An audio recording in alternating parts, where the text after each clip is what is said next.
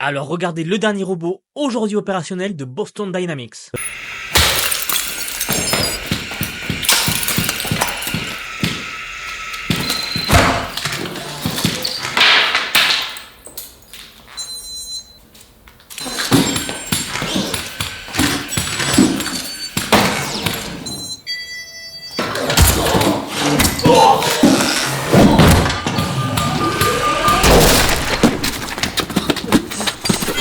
Non, je déconne, ce que vous venez de voir n'est pas un vrai robot, c'est un montage. Voici le vrai Atlas, celui qui existe vraiment, de Boston Dynamics.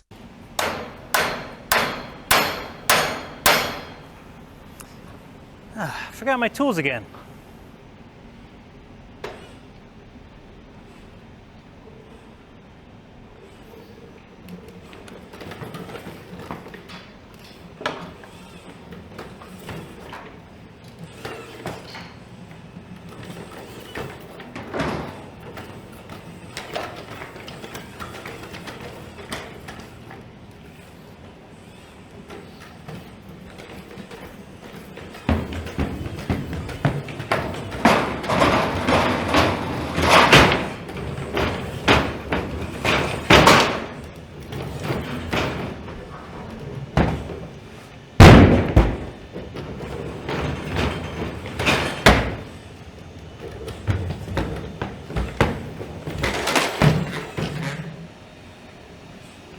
Aujourd'hui, je vais vous parler des dernières avancées de Boston Dynamics. Vous savez, c'est l'entreprise qui fait ce robot.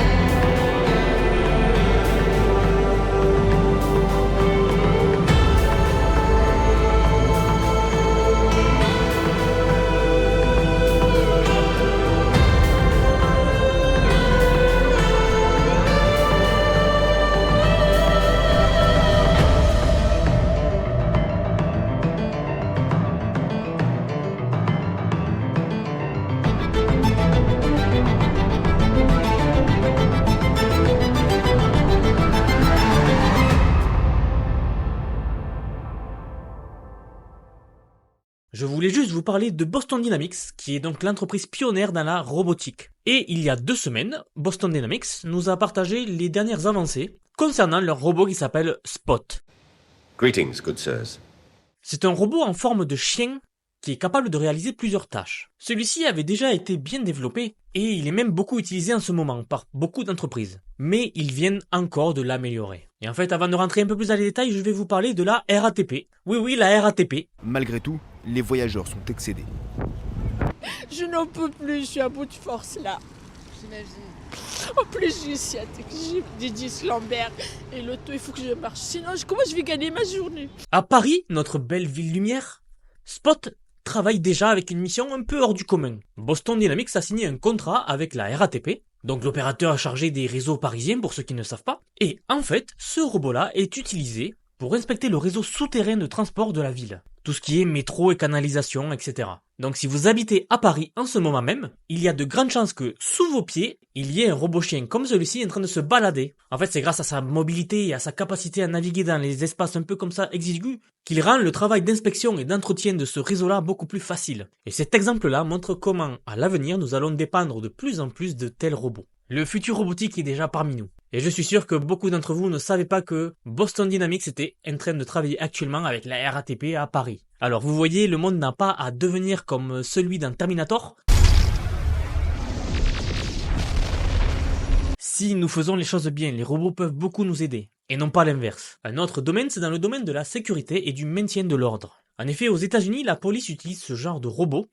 et ce depuis de nombreuses années en fait, notamment pour le désarmement d'engins explosifs. Et aujourd'hui, donc Spot, le robot de Boston Dynamics, fouille des sites à la recherche de survivants par exemple, ou alors il aide les forces de l'ordre lors d'une prise d'otage, ou alors lors d'incendies, etc. En fait, contrairement aux robots classiques, ce genre de robot-là, qui reproduit le mouvement d'un animal, peut gérer presque tous les terrains, aussi difficiles soient-ils. C'est là l'avantage d'avoir un robot à 4 jambes. Il est également beaucoup plus rapide qu'un robot classique humanoïde, il peut donc être utile dans certaines autres situations. Alors pour la petite anecdote, en avril 2023, un parking souterrain s'est effondré à Manhattan. Et en fait, malheureusement, des personnes se sont retrouvées sous les décombres. Et en fait, les pompiers de New York ont pu extraire les victimes des décombres grâce à le robot Spot, car en fait l'installation était très instable et ils ne pouvaient pas envoyer d'humains. Ils risquaient aussi de se retrouver bloqués, vous voyez. Ils ont donc envoyé ce petit robot Spot pour explorer le site et enregistrer des vidéos et des images de l'endroit, qui ont ensuite été diffusées en temps réel aux pompiers, qui ont pu agir. Alors pour une autre anecdote, récemment,